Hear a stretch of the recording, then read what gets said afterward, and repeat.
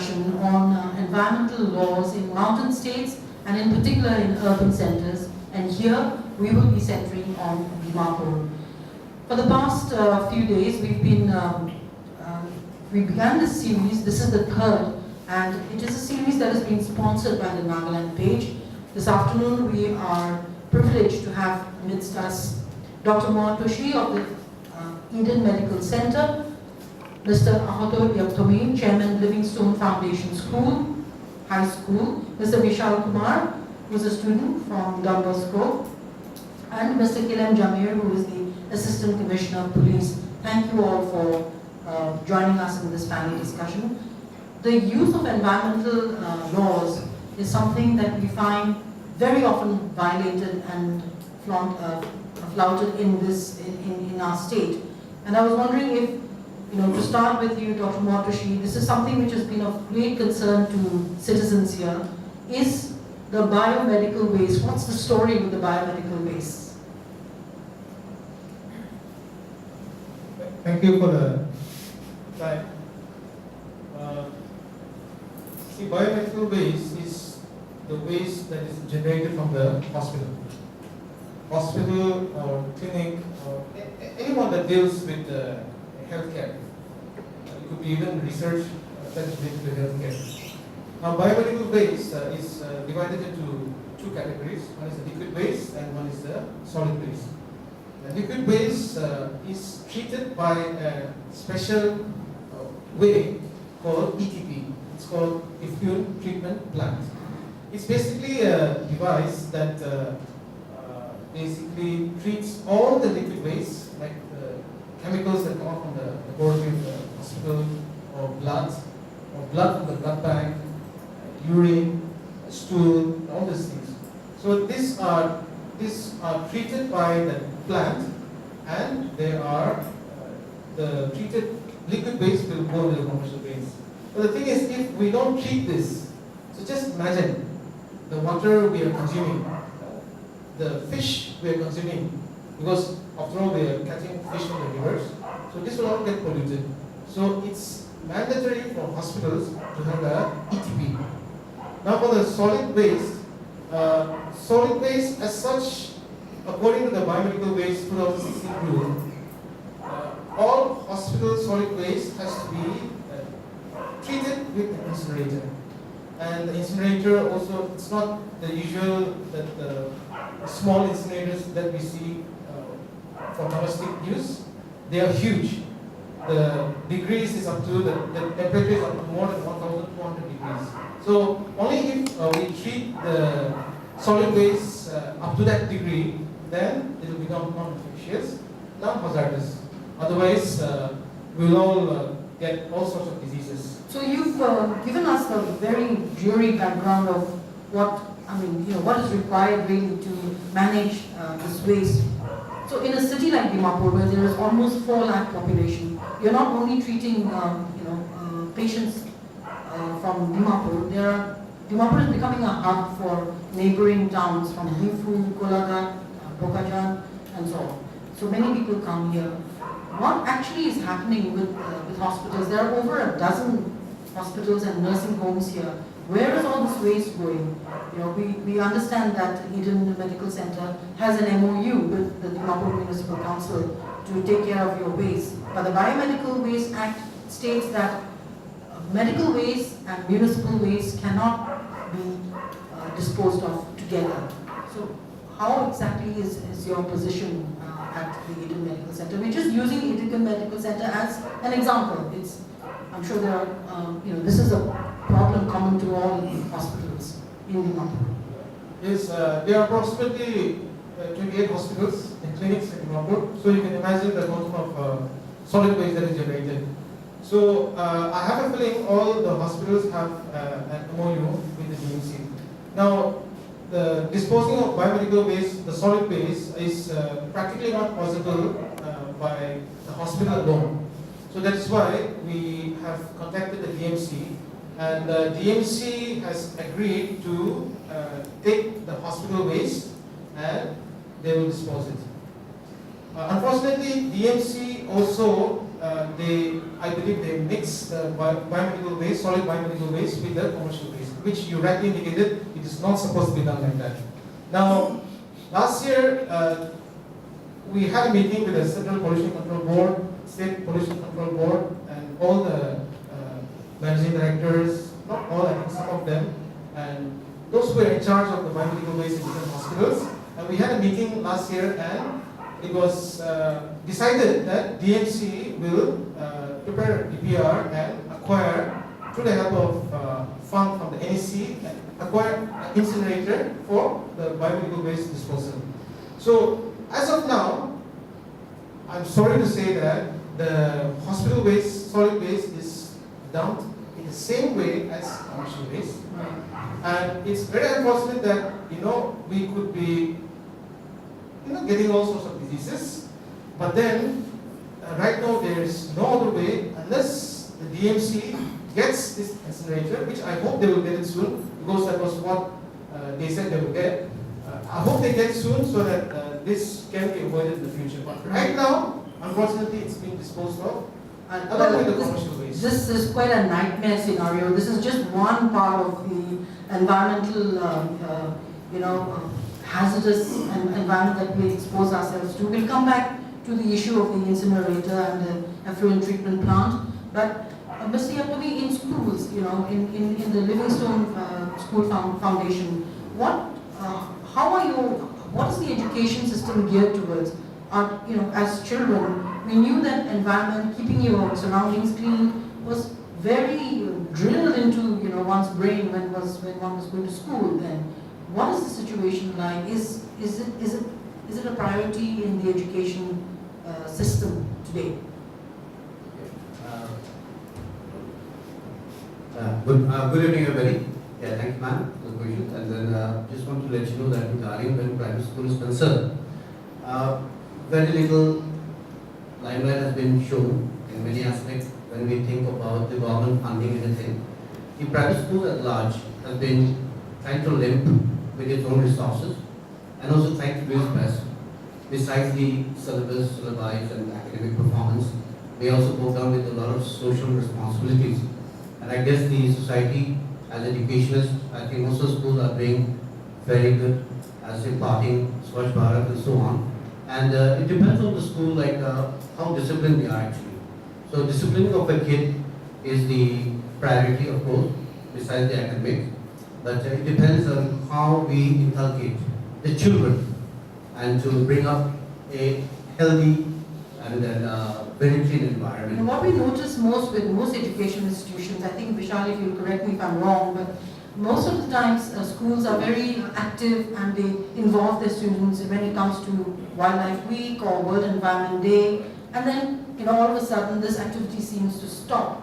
But environment education is a lifelong process. So what actually is being done? Can I take this question to Vishal? What as students are you being exposed to your surroundings, and especially your immediate surroundings? Let's say, for example, do you know where Dimapur is located? At what sea level Dimapur is located? What is the temperature here? What was the temperature 20 years ago? How this is changing? Are you being made aware of your environment?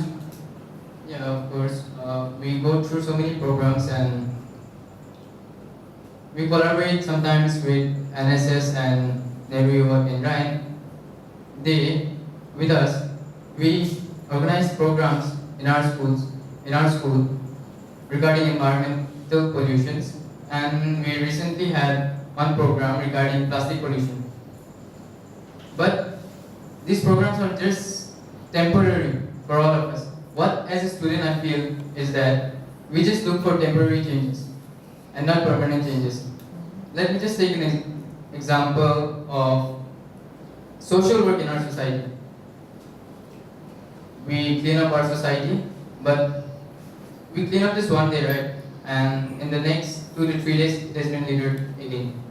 So we clean up one day, and for the rest of the 27 days, if we clean up once in a month, rest of the 27 days, we are living there. So is there any stress in your school syllabus, in the school, to practice what you are taught in school and at home? are you encouraged to, practice what you have been taught in school in your homes? Yeah, of course. But They- what's the problem at home? When we are in school, we have all the determination to do something because what the school says, we have to follow it anyhow. But what we say to the society, are you sure that they will agree? Are we coming to the law? Do you think that if there are laws and there are penalties, it might straighten the society and there will be more response to keeping environment clean? Yes, of course. Heavy penalties are the only way. You have a policeman sitting right next to you, Mr. Jamir Muhammad, who's Assistant Commissioner of Police. I have to take this question to you, sir. Let's take a very small act, the Motor Vehicle Act, and pollution. We know that in Nagaland today, in Dimapur particularly, the air quality is deteriorating. It has been so for the last decade and a half. What has been done about this? As far as the police goes, I mean, it's like the carrot and stick principle. We are usually considered the stick. Now, we are there for every kind of problems, but the issue is we are not the solution giver because we act only based on certain acts which has been passed by the parliament, that is by the government. So we are basically arms of the government. Now, as far as the Motor Vehicle Act goes, yeah, of course, there are several penalties which are enforced as per the Act. In fact, the new bill, which was, I think, the bill came out in 2017, it is yet to be ratified by the Parliament, so we are also awaiting that bill, where the fines have not just doubled, it has crossed fivefold, I think. The minimum fine for talking over the mobile phone has jumped up from 1,000 to 5,000, for example. So now, likewise for pollution also, every vehicle as per the law is supposed to have a pollution under control certificate. Now, I'm sure most of us who have come driving would have never even checked whether we have that pollution under control certificate. And that certificate is valid only for 1 month. Now, 1 month. Now, every year we are supposed to renew that. But I'm sure no one of us actually renews. But we don't see, even if I want to, fine-tune my vehicle, I don't see any pollution control units on the roads where True. will check my. Why is that? Why aren't we using the law? And in turn, very often there's this argument that the state implements the law. The state it's the state's duty to implement the law. But then the state argues back and says, no, it is the responsibility of the citizen. So we get caught in this, catch-22 kind of situation. Very true. What is the challenge? Now, the challenge here is number one, of course, with regard to the pollution under control certificate. Now, once, say, traffic cop, traffic cop in the rank of sub-inspector. So, if he or she catches a vehicle and then sees that the pollution certificate has expired, so he or she, the driver, will be given 7 days notice, within which he or she will have to take his or her vehicle, get it for pollution checking, and get a new certificate, renewed new certificate. Now, that part is there. Now, having said that, I think in the state, or rather in the district of Dimapur, we don't see any mobile unit of pollution checking vehicles. Like, I recently went to Hyderabad, they have like this mobile unit vehicle pollution checking. So why don't we have it? Why don't we have it? I think that is a policy decision of the government. So, what policy decision? The policy. because it does involve funding issues and everything. Now, I'm not at liberty to talk about another department since we are just the checking department, but the pollution control board may be at a better position to answer. What about, okay, then, I would, welcome your views on this. Do you think that penalty should be imposed on littering, or will that be too much? And when are we going to come to a stage like where every citizen is going to be responsible and feel that, they shouldn't just throw Tetra Packs out of the car and water bottles out of the car, and when are we going to start imposing waste, even on waste generators, like people who have weddings and festivals and so on and use all this, plastic waste, plates and so on. How are we going to get around this? Any suggestions from any of you? Yeah, ma'am, last time actually when we were sitting with the Dimapur, better Dimapur, we were sitting with Noah and we were just discussing about it. I said that I just give a suggestion. Swat Bharat is a good idea, but for how long? And who's going to do all the backyard training and the students and college or whoever the NGOs are doing it? It's just, they're doing it probably on good faith or whatever, but for how long? So the only ultimatum is that we need to have a very stringent law. And that law is that give a penalty. I give a suggestion that we should have a very heavy penalty given. And every shop should be responsible within the vicinity of theirs. That should be kept clean. And if it is found dirty the next day, it should be it should be given a very heavy penalty or given 1 or 2 warnings. And then we had a discussion that he said that who will take care of those policing around? Then we said, yes, that is also another problem. And I said, but we do have many NGOs also, plus we do have many student unions. So it could be a part of their, job, where they could go around and check whether everything is in proper placing, so that when they get the penalty being given to them, they could be given a 50-50 share, so that they also earning something, and also the BMC, whoever the administration body also earning something. Because the other day I wrote a letter given to the DC and the DMC. We are so much in anti-tobacco, but we see big hoardings in town saying about tobacco. I mean, selling the tobacco products. So we wrote a letter saying that this should, just like a discrimination. On one hand, we are trying to control, on another one, there's an advertisement. So I think we need to have very stringent law, and discipline is very important, because if you have a strict discipline, I think everything is going to work out So well. can that disciplining, can that start like in public institutions, in schools? And Dr. Iyer, what about hospitals? Isn't that a great place to educate and make the public aware of their duties as citizens? Yeah, a lot of people don't listen to doctors. When we say to a patient, don't do that, he will do it. Say not to smoke. The thing is, it has to come from inside. And the inside has to start from home. So see, when you're a child, if you're taught not to litter, not to throw, see, I have 2 children, I tell them, you cannot throw anything outside, not even a chewing gum packet. You have chewing gum, put in the pocket, once you reach home, you throw in the dustbin. So, I think it should start from home. That's the only way, that's my personal opinion, I think that's the only way this cleaning, keeping the surroundings clean will work. What do you think, Mr. Kilam? Do you think that of course, that should help you a lot, but at the same time, do you think there are enough avenues, enough channels for people to come and air their grievances and feel that if something is not right? We have so many issues with our roads, back roads, drainage, flooding, garbage disposal, no street lights, and all this also must be adding to your woes of law and security and so on. But what more do you think can be done by the administration in terms of governance? I think everybody would agree with me. There is still lot which can be done by the government. Now, given the state of affairs, there's